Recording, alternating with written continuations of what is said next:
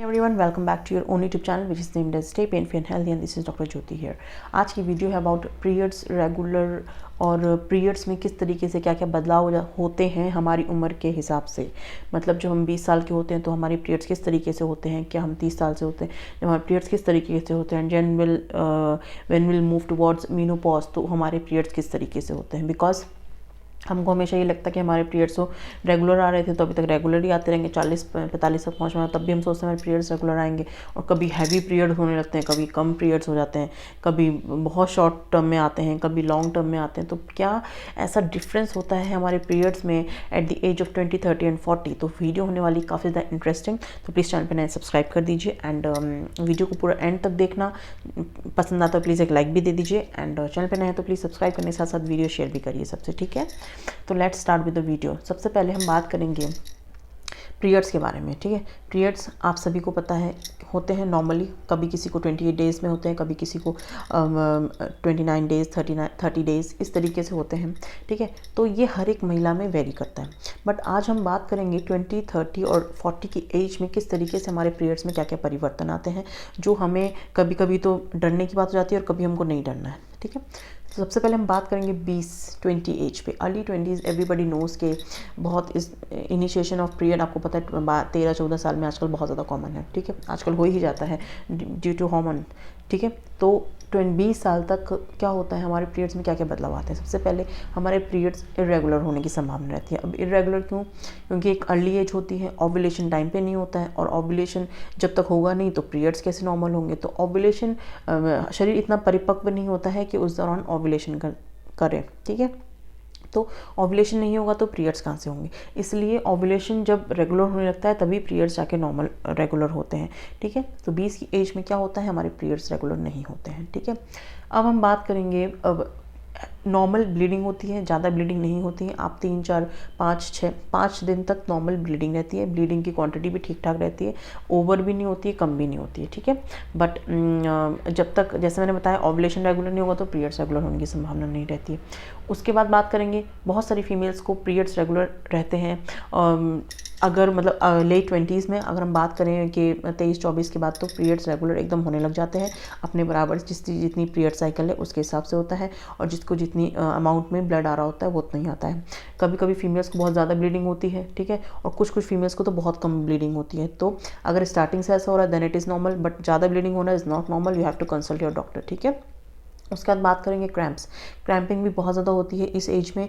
पेट में during periods बहुत ज़्यादा क्रैम्प्स आते हैं, साथ ही साथ पेन बहुत होता है ड्यूरिंग पीरियड्स, ठीक है। तो ये भी एक अर्ली 20s में होता है कि आपके पेट में क्रैम्प्स वगैरह बहुत आते हैं।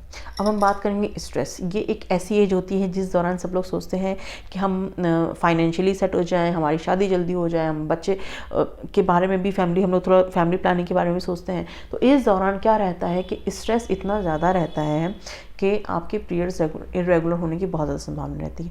मैंने आपसे पहले ही हम लोगों ने डिस्कस कर चुका है कि स्ट्रेस आपको इनफर्टिलिटी की तरफ लेके जाता है। तो स्ट्रेस ज़्यादा होने के कारण भी आपके पीरियड्स बहुत ज़्यादा इरेगुलर होने की संभावना रहती है।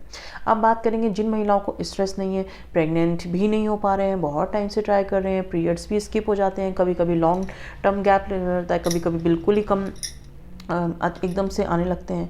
तो ये इंडिकेट करता है कि आपको पीसीओएस की प्रॉब्लम है, ठीक है। पीसीओएस के बारे में ऑलरेडी डिस्कस है वीडियो, जस्ट वहाँ पे जाके आप ज़रूर से ज़रूर देखिएगा, ठीक है। तो जिन महिलाओं को पीरियड्स रेगुलर नहीं आते हैं, पीरियड्स इरेगुलर होते हैं, तो उन महिलाओं को पीसीओएस की संभावना बहुत ज़्यादा रहती है। और ये अर्ली 20s की बात करें तो हमको बहुत ज़्यादा कम चांसेस रहते हैं कि आपको फिब्रॉइड होगा, एंडोमेट्रियोसिस होगा, बट आपको सिस्ट होने की बहुत ज़्यादा संभावना रहती है। प्लस साथ में पीसीओएस की भी आजकल अर्ली में एज में प्रॉब्लम होने लगी है। तो ये आपको कैसे ना कैसे करके पीरियड्स को अफेक्ट करते हैं, ठीक है।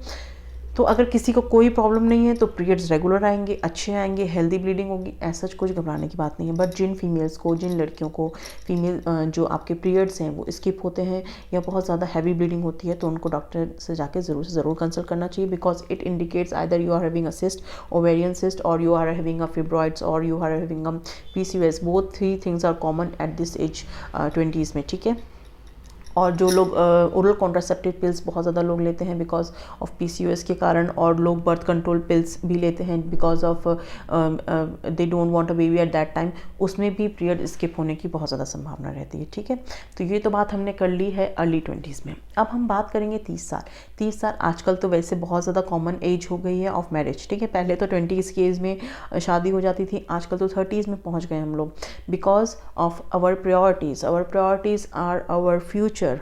ठीक है, फ्यूचर, करियर, जॉब, ये सब, फाइनेंशियल स्टेबिलिटी, ये सब बहुत ज़्यादा आजकल हमारे ऊपर डोमिनेटिंग हो गया है ऑलरेडी, ये सब बिकॉज ऑफ महंगाई। ठीक है, तो हम लोग सोचते हैं हमारा करियर सेटल डाउन हो जाए, इतना पढ़ लिखते हैं तो हम लोग अपने करियर फोकस करने लगते हैं। जब करियर बनाते बनाते हम 30 साल के हो जाते हैं। तो 30 साल एक ऐसी एज है जिस दौरान आप मैरिज, आपकी शादी होती है। ठीक है, अब ये एक ऐसी एज है जिस दौरान आपका ओव्यूलेशन बहुत ही अच्छा होता है और आपके पीरियड्स भी बहुत ज़्यादा रेगुलर रहते हैं और आपको ब्लीडिंग भी नॉर्मल तरीके से आती है। ठीक है, ये 3 चीज़ें होती हैं। ओव्यूलेशन बहुत अच्छे से होता है, आपके हार्मोन्स बहुत अच्छे से काम कर रहे होते हैं। ये हम बात कर रहे हैं early 30s, not let 30s। ठीक है, तो अर्ली 30s में आपके हार्मोन सब अच्छे से रहते हैं, आपको कुछ ऐसी ब्लीडिंग भी आपकी नॉर्मल हो रही होती है, और इस दौरान अगर आप कंसीव कर लेते हैं तो आपके पीरियड्स स्किप होने की संभावना हो जाती है बिकॉज जब आप ब्रेस्ट फीडिंग कराते हैं अपने बच्चे को तो आपके पीरियड्स स्किप होते हैं और आपका ओव्यूलेशन को भी ये अफेक्ट करता है। ठीक है, तो 30 के बाद प्रेग्नेंट होने के, डिलीवरी होने के बाद आपके पीरियड्स जो हैं बहुत ज़्यादा इरेगुलर होने की संभावना रहती है।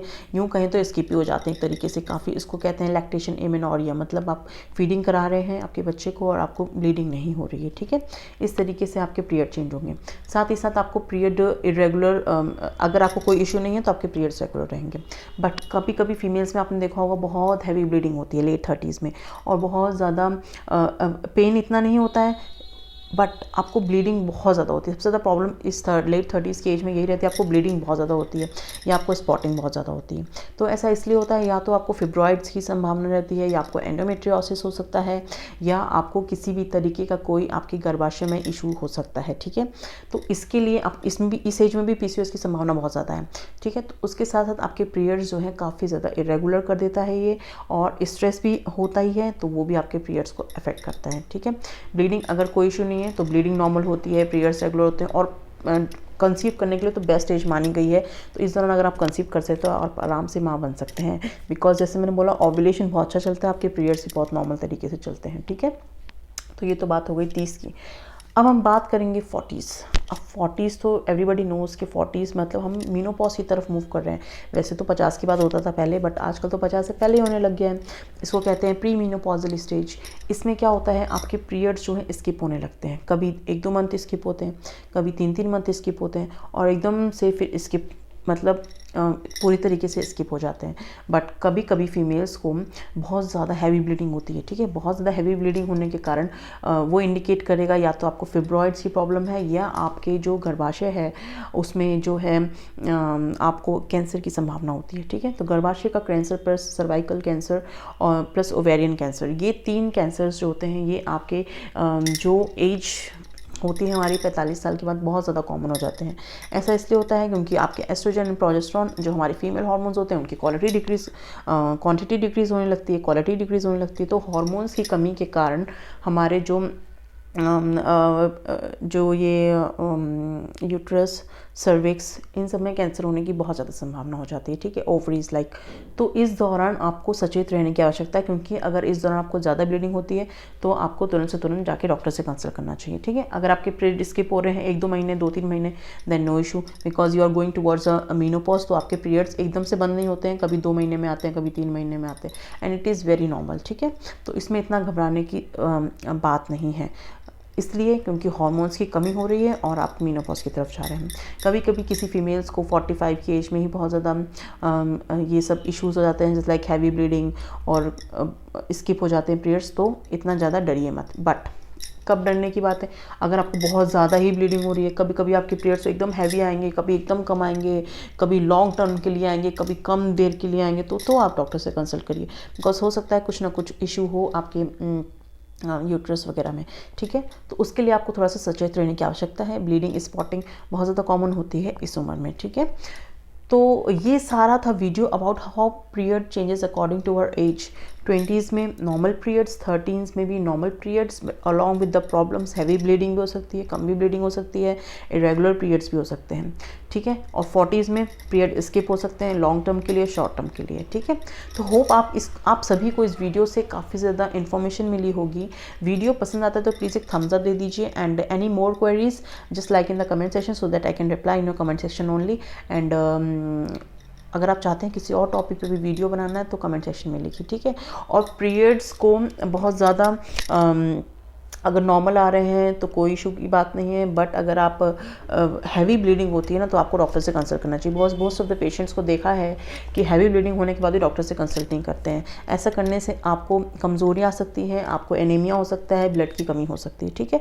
तो आपको इस दौरान डॉक्टर से कंसल्ट करना बहुत ज़रूरी है, ना कि आप वेट करें कि हमारा कब ठीक होगा, ब्लीडिंग कब ठीक होगी, ठीक है।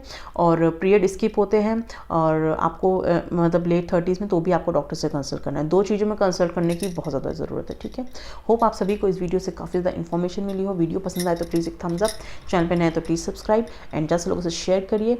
जल्दी मिलेंगे नेक्स्ट वीडियो में। Till then take care of yourself. Thank you very much for watching. This is doctor Jyoti.